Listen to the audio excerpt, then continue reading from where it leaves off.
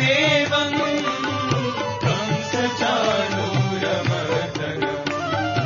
देवकी परमानन्दम् कृष्णं वन्दे जगद्गुरुम् देवकी परमानन्दम् कृष्णं वन्दे जगद्गुरुम्।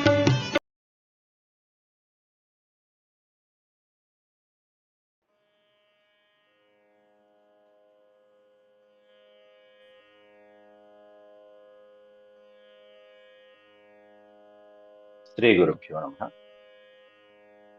శ్రీమద్ భాగవతంలో దశమ స్కందంలో నేడు మనం 70వ అధ్యాయం చెప్పుకుంటున్నాం. ఈ అధ్యాయంలో జరాసంధుడి చేత బంధించబడినటువంటి రాజులందరూ కూడా ఒక దూతని శ్రీకృష్ణ పరమాత్ముడి దగ్గరికి పంపించి వాళ్ళ బాధని, వాళ్ళ కష్టాలని విన్నవించుకోవడం జరుగుతున్నది. ఆ దూత ద్వారకా నగరానికి వచ్చి శ్రీకృష్ణుల వారి యొక్క ఆజ్ఞతో సభలో, సుధర్మ అనేటువంటి సభలో ప్రవేశించి రాజుల యొక్క సందేశాన్ని వినిపిస్తూ ఉన్నాడు. ఆ తర్వాత ఈ దూత పలికినటువంటి మాటల అనంతరమే వెంటనే నారదుల వారు కూడా వచ్చి మరొక సందేశాన్ని కూడా వినిపిస్తున్నాడు. ఆ వివరాలు నేటి ఘట్టంలో మనం ప్రస్తావించుకుందాం. ముందుగా భగవత్ స్మరణ చేసుకున్నాం.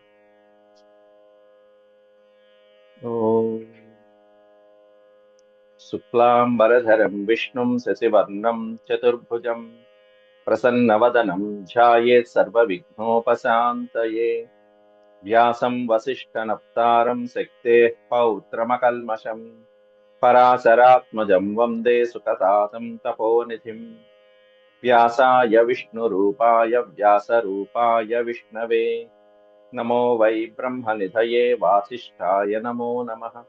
నారాయణం నమస్కృత్య నరం చైవ నరోత్తమం దేవీం సరస్వతీం వ్యాసం తతో జయముదీరయేత్. హరి ఓం.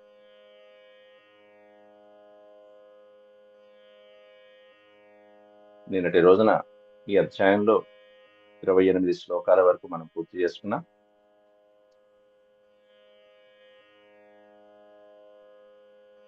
ఇరవై 27 శ్లోకాలైనాయి. 28వ శ్లోకం మనం చెప్పుకోవాలి.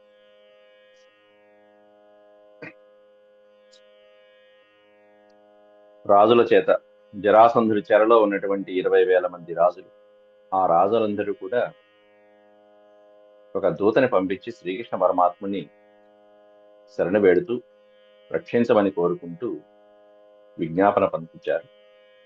దాంట్లో స్వప్నాయితం నృపసుఖం పరతంత్రమీశ శశ్వద్భయేన మృతకేన ధురం వహామః హిత్వా తదాత్మని సుఖం త్వదనీహ లభ్యం క్లిశ్యామహేతి కృపణాస్తవ మాయయేహ.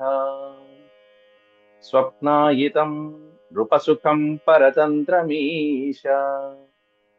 ఈ రాజులు, భోగాలు, సుఖాలు, ఈ రాజ్యాలు, ఈ పదవులు ఇవన్నీ కూడా ఒక రకంగా స్వప్నాయితం, కలల్లాంటివి. కళ ఏ విధంగా అలా వచ్చి అలా పొద్దున్నే కనుమరుగైపోతూ ఉంటుందో, ఈ ఐశ్వర్యాలు గాని, భోగాలు గాని, సుఖాలు గాని, ఈ రాజ్య పదవులు గాని, అధికారాలు ఇవన్నీ కూడా అటువంటివేనాయన. అట్లాంటిది అందుకే అంటారు పోతనామాచుడు, రాజుల్ మత్తులు వారి సేవ నరకప్రాయంబు అంటాడు పోతన గారు. రాజులు ఎట్లాంటి వాళ్ళ అంటే మదించినటువంటి వాళ్ళు, వాళ్ళ సేవ నరకప్రాయంబు అంటాడు. వాళ్ళ సేవ నరకంతో సమానం. రాజుల దగ్గర ఉండి పదవుల్లో వాళ్ళకి సేవిస్తూ ఉండటం అనేటువంటిది నరకంతో సమానం అంటూ పోతనామాచుడు అద్భుతమైనటువంటి శ్లోకాలు రాస్తుంటాడు. ఈ రాజసుఖాలు, పదవులు ఇట్లాంటివన్నీ కూడా బుద్భుతప్రాయమైనటువంటి నీళ్ల బుడగల్లాగా అలా వచ్చి అలా మాయమైపోతూ ఉంటాయి. కళల్లాగా అలా కనిపిస్తూ ఉంటాయి. ఆహా ఎంత బాగుందో కళ అనుకుంటాం, తీరా పొద్దున్నే చూస్తే అయిపోతుంది. అట్లా మన జీవిత కాలంలో సంపదలు అనేటువంటివి అలా వస్తాయి, అధికారాలు, సంపదలు అలా మాయమైపోతూ ఉంటాయి. శశ్వద్భయేన మృతకేన ధురం వహామః. అట్లాగే మనం ఈ భార జీవితమైనటువంటి ఈ సంసార భవబంధాలతో ఉన్నటువంటి ఈ జీవితాన్నంతటినీ కూడా ఎట్లా భయిస్తున్నామంటే భయావహమైనటువంటిది. భయేన మృతకేన ధురం వహామః అనేటువంటి పదం ఇచ్చాడు అక్కడ. భయానకరమైనటువంటి ఈ శరీరమైనటువంటి భవబంధాలు జంజాటాలు మొదలైనటువంటివన్నీ కూడా ఎట్లాంటివంటే మృతప్రాయంతో సమానం అని చెప్పి పోలిస్తున్నారు. మృతకేన వహామహ, చనిపోయినటువంటి శవంతో పోల్చారు ఇవన్నీ కూడా. అటువంటి అనిత్యమైనటువంటి జీవితాన్ని మనం ధరిస్తూ ఉన్నాం. నిద్రపోయినప్పుడు మనం ఏ విధంగా అయితే ఇంద్రియాలు పనిచేయకుండా ఉన్నాయో, మన శరీరానికే ఉన్న ఇంద్రియాలు నిద్రపోయినప్పుడు అవి శవంలాగా మారిపోతున్నాయి. అలాగే ఇప్పుడు మనం ఆహా ఓహో ఈ దేహం ఉంది కదా అనుకుంటాం, కానీ అనేకమైనటువంటి సుఖాలకి ఆలవాలమైనటువంటి ఈ శరీరం కూడా ఎట్లాంటిది అంటే మృతకేన వహామహ, మృతప్రాయమైనటువంటి శవతుల్యమైనటువంటిది. ఎట్లాంటిదంటే శశ్వత్ అంటే సర్వదా, ఎల్లప్పుడూ. భయేన వహామహ, భయంకరమైనటువంటి దానికి నిలయం ఈ శరీరం అనేటువంటి. అంతేకాకుండా హిత్వా తదాత్మని సుఖం త్వదనీహ లభ్యం, త్వత్ అనీహ లభ్యం, యాదృచ్ఛికంగా లభించినటువంటి నీ యొక్క ఆత్మ సుఖాన్ని వదిలిపెట్టేసి పరమాత్మ యొక్క సుఖం ఏదైతే ఉంటుందో, మనం అలౌకికమైన వాటిని పట్టించుకుంటున్నాం. పరమాత్మ ఆత్మ యొక్క సుఖం ఏదైతే ఉంటుందో, భగవత్ సంబంధమైనటువంటి సుఖం ఏదైతే ఉంటుందో దాన్ని విడిచిపెడుతున్నాం. ఈ పాదంలో ఆ విషయాన్ని వర్ణిస్తున్నారు. త్వత్ అనీహ లభ్యం, నీ యొక్క యాదృచ్ఛికంగా లభించేటువంటి ఆత్మని సుఖం. ఆ సుఖం పరమాత్మని ఆనందింపచేసేటువంటిది, ఆ పరమాత్మని మనలో చూసుకుని ఆనందించేటువంటి సుఖం ఏదైతే ఉంటుందో ఆత్మ సుఖం. ఆత్మని అంటే సప్తమి విభక్తి. ఆత్మ యందు మనకి మనం సుఖించేటువంటి సన్నివేశం అది పరమయోగులైనటువంటి వాళ్ళకే సిద్ధిస్తూ ఉంటుంది. అలా ఆత్మలో తనని తాను రమించేటువంటి వాడు పరమాత్మ, అతడే పరమయోగి. అటువంటి సుఖాన్ని వదిలిపెట్టేసి హిత్వా, అటువంటి ఆత్మసుఖాలని వదిలిపెట్టేసి మేము అనేకమైనటువంటి అలౌకికమైనటువంటి విషయాలకి అనేక కష్టాలు పడుతూ ఉంటాం స్వామి. క్లిశ్యామహే అతి కృపణాస్తవ మాయయేహ, తవ మాయయా ఇహ, ఈ లోకంలో నువ్వు చేస్తున్నటువంటి నీ మాయా ప్రభావ మోహితులమైపోయి మేము, ఇదంతా నీ వల్లే జరుగుతుంది. నీ మాయా మోహితులమైనటువంటి మేము ఇక్కడ ఈ లోకంలో ఇదిగో ఈ దేహంతో అనేకమైనటువంటి క్లిశ్యామహే, అనేకమైనటువంటి బాధలు కష్టాలు మొదలైనటువంటివన్నీ పడుతూ ఉంటాం. క్లిశ్యామహే అంటే క్లేశములు బాధలు. క్లిశ్యామహే అతి కృపణాః, దీనులమై కొట్టుమిట్టాడుతూ అనేకమైనటువంటి రకాలమైనటువంటి పలు కష్టాలను అనుభవిస్తున్నాం స్వామి అని చెప్పి ఆ దూత ద్వారా రాజులందరూ విన్నవించుకుంటున్నారు. అయితే తన్నో భవాన్ ప్రణత శోక హరాంఘ్రియుగ్మో, నీ పాదపద్మాలు ఎలాంటివి? అంఘ్రియుగ్మము అనే పదం ఎప్పుడొచ్చినా సరే పాదపద్మాలు, యుగ్మము అంటే జంట. నీ యొక్క పాదపద్మాల జంట ఎట్లాంటిదయ్యా అంటే తన్నో భవాన్ అంఘ్రియుగ్మ, ఎట్లాంటిది? ప్రణత శోకహర, ప్రణత శోకహరం అంటే నీ పాదపద్మాలకి నమస్కరించినటువంటి వాళ్ళ యొక్క శోకము మోహము నష్టం మొదలైనటువంటివన్నీ కూడా హరించిపోతూ ఉంటాయి. అలా నిన్ను ఆశ్రయించిన వారి యొక్క శోకమోహాలని హరించగలిగినటువంటి నీ యొక్క పాదపద్మాలని మేమందరం శరణు వేడుతున్నాం. బద్ధాన్ వియుంష్య మగదా త్వయ కర్మపాశాత్, మేమందరం ఇదిగో ఈ మగధ మహారాజు యొక్క జరాసంధుడి యొక్క కర్మపాశాల చేత బంధించబడిపోయి ఉన్నామయ్యా, కాబట్టి మమ్మల్ని విడిపించు దయచేసి. వియుంష్వ, మేము చేసుకున్నటువంటి కర్మపాశాల చేత మేమందరం ఇదిగో మగధరాజు అయినటువంటి జరాసంధుడి యొక్క కర్మపాశాల చేత మేమందరం బంధించబడిపోయి ఉన్నాం, కాబట్టి నీవే మమ్మల్ని ఈ వియుంష్వ అనే పదానికి అర్థం వియుంష అనేటువంటి పదాలకు అర్థం విడిపించు అని అర్థం, విజ్ఞప్తి చేసుకోవడం. అక్కడ నాయన నీవే విడిపించు మమ్మల్ని దయచేసి. యో భూభుజోయుత, ఇక్కడ ఈ పదాన్ని విడిపిస్తే అయుత అని పెట్టుకోవాలి. యో భూభుజోయుత మతంగజ వీర్యమేకో బిభ్రద్రుద్రోధ భవనే మృగరాడ్ ఇవావీహి, ఎవరైతే ఎట్లాంటి వాడా జరాసంధుడు అనేటువంటిది కూడా తర్వాత 2 పాదాల్లో ఇస్తున్నారు. మమ్మల్ని బంధించారు, నువ్వే విడిపించాలి అని మొదటి 2 పాదాలు చెప్పినటువంటి ఆ రాజులు, ఆ మహారాజైన జరాసంధుడు ఎట్లాంటి వాడు? యో భూభుజో అయుత మతంగజ వీర్యమేకః. మతంగజం అంటే ఏనుగు. అయుత మతంగజ 10,000 ఏనుగుల బలం కలిగినటువంటి వాడు. వాడి భుజబల పరాక్రమాలు ఎట్లాంటివంటే 10,000 ఏనుగుల పరాక్రమంతో, అంత బల పరాక్రమాలు కలిగినటువంటి భుజస్కంధాలు వాడివి, బలవంతుడైనటువంటి వాడు. అటువంటి పరాక్రమంతో ఉండేటువంటి వాడు ఎవరైతే, ఏ జరాసంధుడైతే ఉన్నాడో వాడు మమ్మల్ని రురోధ, రురోధ అంటే బంధించాడయ్యా మమ్మల్ని. ఎలా బంధించాడు? వాడి భవనంలో మృగరాట్ ఇవ ఆవీహి, మృగరాట్ ఇవ ఒక సింహము, ఆవీహి ఇవ ఒక గొర్రెనో, ఒక పశువునో, మేకనో ఎలా అయితే బంధిస్తే, సులభంగా ఎలా అయితే బంధిస్తూ ఉంటుందో, సింహము మమ్మల్ని, గొర్రెల్ని పశువుల్ని నిరోధించినట్టుగా మమ్మల్ని వాడి భవనంలో విభ్రద్రోధ, వాడి భవనంలో మమ్మల్ని అందరినీ పశువులు బంధించినట్టు బంధించాడయ్యా. మేమందరం క్షత్రియ వీరులం. క్షత్రియ వీరులమైనటువంటి వాళ్ళు ఎప్పుడైనా సరే యుద్ధరంగంలో ప్రాణాలు వదిలిపెట్టడానికి ముందుంటారు. అటు యుద్ధరంగంలోనూ కాక, లేకపోతే ఏదో వృద్ధాప్యంతోనూ కాక, ఇదిగో వీడు పైశాచికంగా మమ్మల్ని ఈ విధంగా రుద్రుడికి బలి ఇవ్వాలని చూస్తున్నాడు ఈ దుష్టుడు. కాబట్టి బంధించబడి, వీడి చేతిలో ఈ విధంగా భవనంలో బంధించబడినటువంటి మమ్మల్ని విముంష్య వియుంష్వ, విడిచిపెట్టు స్వామి. ఎందుకంటే మేమందరం నీ పాదపద్మాలను కోరుకున్నాం. నీ పాదపద్మాలను ఆశ్రయించినటువంటి భక్తుల యొక్క ప్రణత శోక హర అంగ్రిహి, నీవు వాళ్ళని రక్షిస్తావు కాబట్టి మేమందరం నిన్ను శరణ పెడుతున్నాం ప్రభువు. అది కారణం. మేమందరం పైగా నీ భక్తులం. యో వై త్వయా ద్వినవకృత్వా ఉదాత్త చక్ర భగ్నో మృధే ఖలు భవంతమనంత వీర్యం జిత్వా నృలోక నిరతం సకృత్ ఊఢదర్పః యుష్మత్ ప్రజారుజతి నోజిత తద్విధేహి. యో ఎవరైతే, త్వయా నీ చేత, ఏ జరాసంధులైతే నీ చేత, ద్వినవ, ద్వినవ అనేది సంఖ్యను సూచిస్తుంది. ద్వి అంటే తెలుసు 2, నవ అంటే 9. ఈ విధంగా వచ్చినప్పుడు మనం హెచ్చ వేసుకోవాలి, ఇంటూ మల్టిప్లికేషన్ చేసుకోవాలి.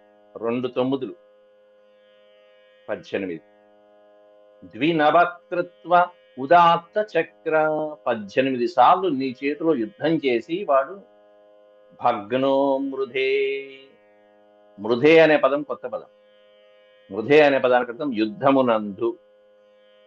యుద్ధమునందు సంఖ్య అంతకుముందు కూడా వచ్చింది. సంఖ్య అంటే కూడా యుద్ధం.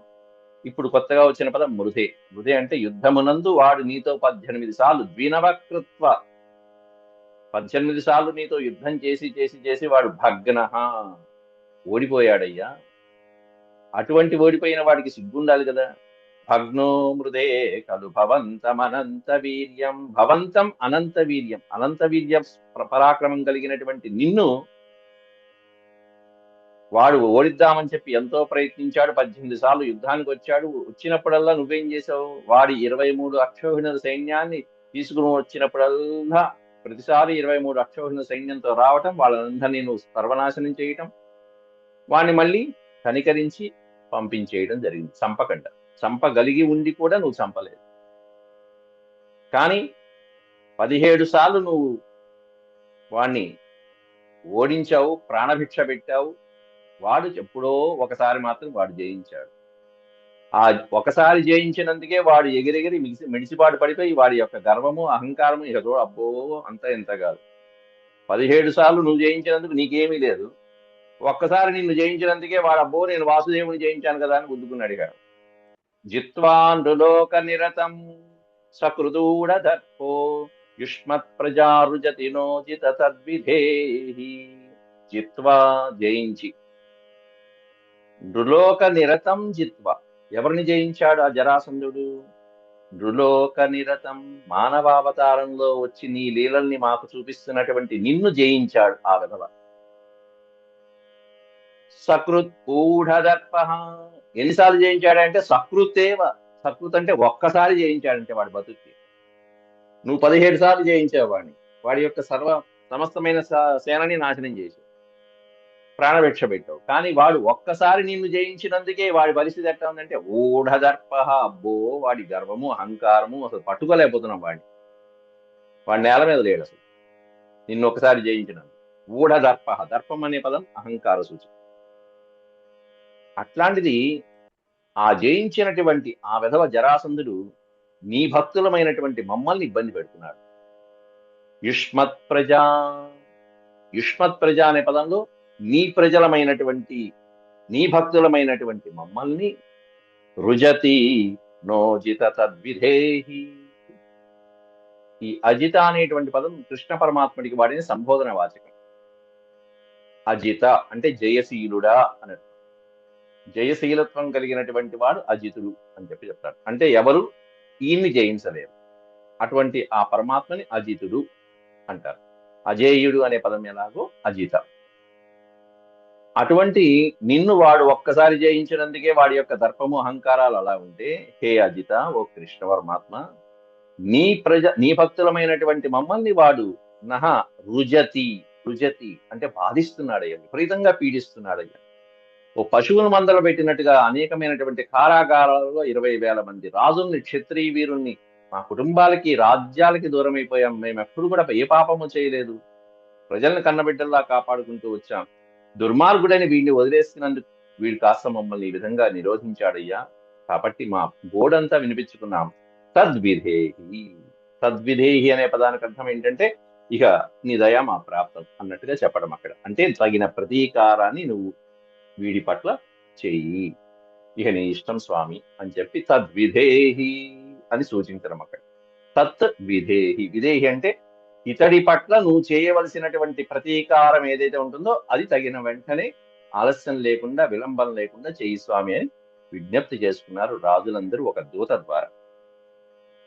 దూత ఉవాచ, అప్పుడు ఇట్లా ఈ విధంగా రాజుల యొక్క సంకేతాన్ని, వాళ్ళు పంపించిన సందేశాన్ని అంతా వినిపించి దూత, అయ్యా మహాప్రభు శ్రీకృష్ణ పరమాత్మ ఈ విధంగా రాజులు విజ్ఞప్తి చేస్తున్నారయ్యా, కాబట్టి త్వరగా నువ్వు చేయవలసింది ఏదైతే ఉంటుందో అది చేయమని ముగించేశాడు దూత. ఇది మాఘద సమృద్ధా భవద్దర్శన కాంక్షిణ ప్రపన్నా పాదమూలం తే దీనానాం శం విధీయతాం. ఈ విధంగా మాగధ సమృద్ధా, మగధరాజు అయినటువంటి జరాసంధుడి చేత సమృద్ధ, నిరోధించబడిన బంధించబడినటువంటి రాజులందరూ కూడా భవద్దర్శన కాంక్షిణ, కంక్షిణ అని పడింది, కాంక్షిణ ఉండాలి, ఇక్కడ తప్పు పడింది. భవద్దర్శన కాంక్షిణ, నీ యొక్క దర్శనాన్ని కాంక్షించినటువంటి రాజులై, నీ యొక్క దర్శనం ఎప్పుడు కలుగుతుందా, నువ్వు వచ్చి ఎప్పుడైతే వాళ్ళని విడిపిస్తావా అని చెప్పి ఎదురు చూస్తూ ఉన్నారయ్యా. వాళ్ళందరూ కూడా ఎట్లా ఉన్నారు, ప్రపన్నా పాదమూలం తే, అద్భుతమైన పదం, నీ పాదమూలాన్ని శరణు వేడుతున్నారు. దాని అర్థం అక్కడ తే పాదమూలం, నీ పాద పద్మాలు, మూలం అంటే పాదముల యొక్క మూలం, చెట్టుకి మూలం ఎట్లాగో అలా నీ పాదమూలాన్ని వాళ్ళు ప్రపన్నా, ఎట్లా దీనానాం శం విధీయతాం, దీనులై అనేకమైనటువంటి కష్టాలు పడుతున్నటువంటి నీ భక్తుల పట్ల శం విధీయతాం. శం అంటే శుభము మంగళం, శంకరః మంగళం చేసేవాడు శంకరుడు, శుభాన్ని ఇచ్చేవాడు శంకరుడు. శం విధీయతాం, ఒక అక్షరం చూసారు ఎంత చక్కగా పెట్టేశారు వ్యాసులు వారు, శం విధీయతాం. కాబట్టి వాళ్ళ పట్ల మంగళకరమైనది ఏది నీకు మంచిదని వస్తే అది నువ్వు చేయను ఆయన.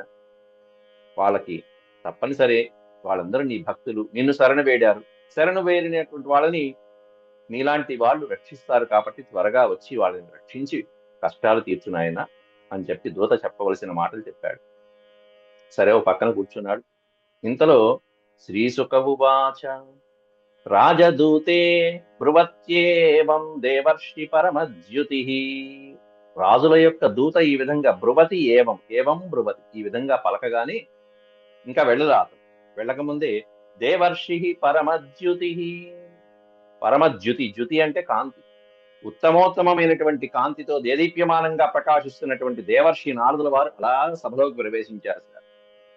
బిభ్రత్ పింగ జటాభారం ప్రాదురాసీత్ యథా రవి, యథా రవి, అద్భుతమైనటువంటి సూర్యకిరణాలతో, రవిబింబం ఉపమింప అన్నట్టుగా సూర్యకిరణాలతో ప్రకాశిస్తూ ఉన్నట్టుగా అంత కాంతితో బిభ్రతి బిభ్రతి పింగ జటాభారం.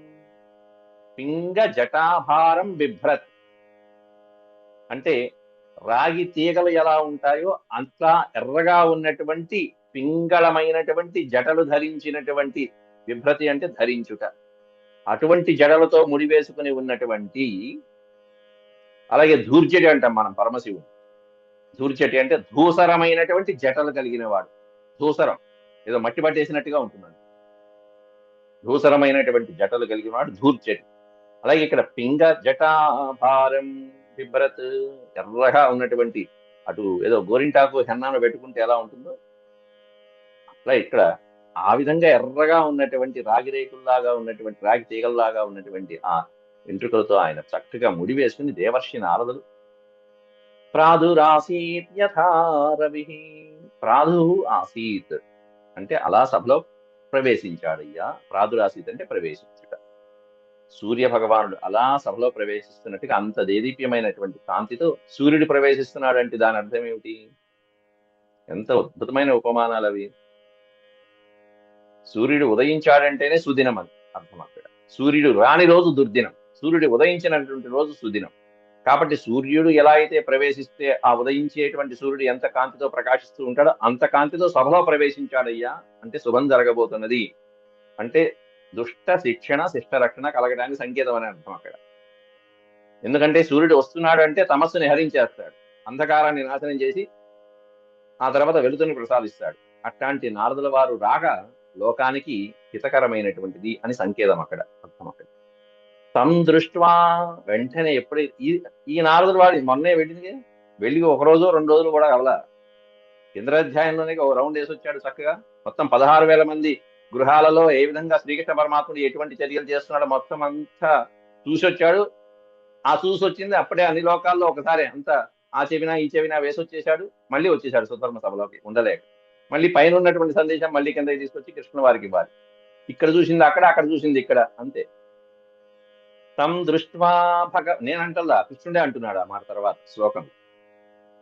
అన్ని లోకాల్లో జరిగేవన్నీ మాకు చెప్తా ఉంటావయ్యా అంటూ తం దృష్ట్వా భగవాన్ కృష్ణ సర్వలోకేశ్వరేశ్వర వవంద ఉత్థిత శీర్ష్ణ ససభ్య సానుగోముదా. నారదుల వారు వస్తున్నారని తెలియగానే మొట్టమొదటి అంత ఉన్నతమైనటువంటి సింహాసనంలో ఉన్నటువంటి కృష్ణ పరమాత్ముడు కూడా ఉత్థిత, ముందు సింహాసనం నుంచి లేచి ఎదురు వెళ్ళి, ఎవరితో ఎదురు వెళ్ళాడు? ససభ్య స అనుగ, సభలో ఉన్నటువంటి వాళ్ళతో పాటుగా తన యొక్క అనుయాయులతో పాటుగా అని చెప్పంటున్నారు. సభ్యులు ఎవరైతే ఉంటారో ససభ్య, సభ్యులతో పాటుగా, స అనుగ తనని అనుసరించేటువంటి వాళ్ళు వృష్ణి వంశ వీరులు ఎవరైతే ఉంటారో వాళ్ళతో పాటుగా ముదా ఎంతో సంతోషంగా వెళ్ళి శీర్ష్ణ వబంద శిరస్సు వంచి పాదాభివందనం చేశాడు నారదుల వారికి. బ్రాహ్మణోత్తముడు దేవర్షి నారదుడు. ఎట్లాంటి శ్రీకృష్ణుడు? సర్వలోకేశ్వరేశ్వర కృష్ణ భగవాన్, సాక్షాత్ భగవాన్, సర్వలోకాలకి ఈశ్వరుడైనటువంటి ప్రభువే నారదుల వారికి అలా ఆ విధంగా శిరస్సు వంచి పాదాభివందనం చేస్తే మిగతా వాళ్ళు ఎన్ని దండాలు పెట్టాలి నారదుడికి సభలో వాళ్ళు? అది దాని అర్థం అక్కడ. కాబట్టి నారదుడిని మనం అవహేళన చేయడం కానీ, కించపరచడం కానీ, ఏదో తక్కువ చేయడం కానీ ఎప్పుడు చేయకూడదు. ఎందుకంటే భగవత్ శ్రీకృష్ణ పరమాత్ముడి చేత కూడా పూజలు అందుకునేటువంటి వాళ్ళు అంటే వాళ్ళు ఎంత విశిష్టమైనటువంటి వాళ్ళు, అది మనం అర్థం చేసుకోవాలి. అట్లాగే సభాజయిత్వా విధివత్ కృతాసన పరిగ్రహం బభాషే సూనృతైర్వాక్యై శ్రద్ధయా తర్పయన్ మునిం. సభాజయిత్వా విధివత్ కృతాసన పరిగ్రహం, కృత ఆసన పరిగ్రహం. సభాజయిత్వ అంటే చక్కగా ఆయన్ని ఆహ్వానించి సభలోకి విధివత్ శాస్త్రబద్ధంగా, కృత ఆసన పరిగ్రహం ఆసనాన్ని చూపించి, అర్ఘ్యపాద్యాదులు మొదలైనటువంటివన్నీ ఏ విధంగా శాస్త్రబద్ధంగా చేయాలో అవన్నీ కూడా చేసి, బభాషే సునృతైర్వాక్యై, సునృతై వాక్యై తృతీయ విభక్తి కాబట్టి మధురమైనటువంటి చక్కటి వాక్కుల చేత, బభాషే చక్కటి మృదుమధురమైనటువంటి వాక్కులతో వచ్చినటువంటి నారదుడితో స్వామివారు సంబోధిస్తూ శ్రద్ధయా తర్పయన్ మునిం, మునిం తర్పయన్, తర్పయించడం అంటే సంతోషపెట్ట, అర్ఘ్యపాద్యాదులు ఇవ్వటము, చక్కటి మంచి మాటలతో, మధురమైనటువంటి మాటలతో మాట్లాడుతూ ఉంటే వచ్చినటువంటి అతిథికి ఎంత హాయిగా ఉంటుంది. ఎంతో దూరం నుంచి వచ్చినటువంటి వాడిని మీ మీరంతా మీ లోకాలన్నీ క్షేమంగా ఉన్నారా, అందరూ కుశలమేనా, ప్రయాణం బాగా సాగిందా అని మొట్టమొదట ఆ ప్రశ్న వేస్తే చాలు. ఆ విధంగా మునిని చక్కటి మాటలతో కుశల ప్రశ్నలు వేస్తూ శ్రద్ధగా శ్రీకృష్ణ పరమాత్ముల వారు ఈ విధంగా మాట్లాడుతున్నారు. కుశల ప్రశ్నలు అడుగుతున్నాడు. మహానుభావ, మీరు ఎక్కడి నుంచో ఏ లోకం నుంచో వస్తున్నారు, అన్ని లోకాలు క్షేమమే కదా అంటూ అడుగుతున్నాడు మొట్టమొదట.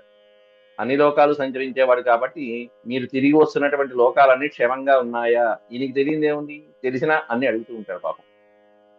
ఆయనకి తెలియదు ఏమీ కాదు కదా, ఏ లోకాలు ఎట్లా ఉన్నాయో అనుక్షణం ఆయన అనుజ్ఞతోనూ సాగుతాయి కదా. కానీ అయినా సరే గౌరవం, అది గౌరవ సూచకం.